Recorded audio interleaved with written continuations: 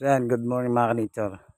So ito yung karwasan namin So may nag-comment dito si Kuya Nils. So itong video nito para sa iyo Kuya Nils. Tinatanong mo kung anong laki o sukat nitong box na ito o yung frame na ginawa ko. So gagamitin ko na lang metro. Doon po sa mga nakakapanood nito kasi babalik na po ulit tayo sa YouTube. Doon po sa nakakapanood nito, kung may tanong po kayo, comment lang po kayo sa baba. Tapos subscribe nyo na rin po aking channel para update ko kayo. Kasi dito na tayo tututok sa karwasan. So yan.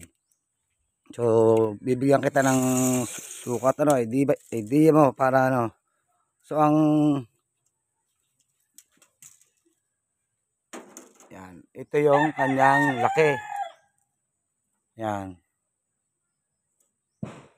2 feet ang laki. Binaliktad ko lang ha. So ito naman yung kanyang haba. Ang haba niya ay ayan, sabit doon 4 feet.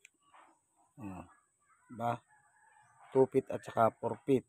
Ayan. So yung taas depende na lang yan kung ano ang taas na inyong gagawin. Kasi itong akin ito nakahanger yan eh.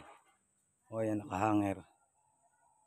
So tapos nilagyan ko na rin siya ng base dito sa ibaba, masukal. Si bihira nang nililinis ito. So ang taas talaga nito, itong pinagawa ko ay sa taas tayo magsimula. Kasi nag-iisa tayo eh. So ang taas niyan ay 5 feet kasi nakabaon yung halos 2 inches niya nakabaon. Tapos may dawil siya. So yan, Kuya Nils ang laki ay 2 feet, yung haba ay 4 feet. So yung taas naman dito mula doon sa pinakang base para hindi tumukod yung taas yan hanggang dito sa may pinapatungan ng aking itong motor. So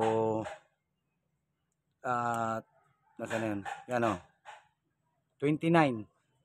Tapos yung ilalim ay 30 kasi puno yung ginamit kong angular. So angular yan. Ito angular. Yan, angular yan. Lahat yan ay angular. Yan angular. Angular din to. So gumamit ako ng steel matting. Yan. Kuya Nils para sa ito. So doon sa mga nagtatanong, so ito mayroong automatic dito. Kung gusto nyo tanong sa akin, bubuklatin ko, papakita ko sa inyo sa mga tanong dito. Yan, comment lang kayo dyan sa comment section sa baba at agad natin sasagutin yung inyong mga katanungan. So pati yung pag-install, i-comment nyo yan kung paano nag-install nyan kasi ako na nag-install nyan.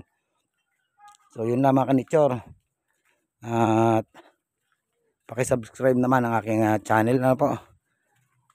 Maraming salamat sa inyong panonood. Bye bye.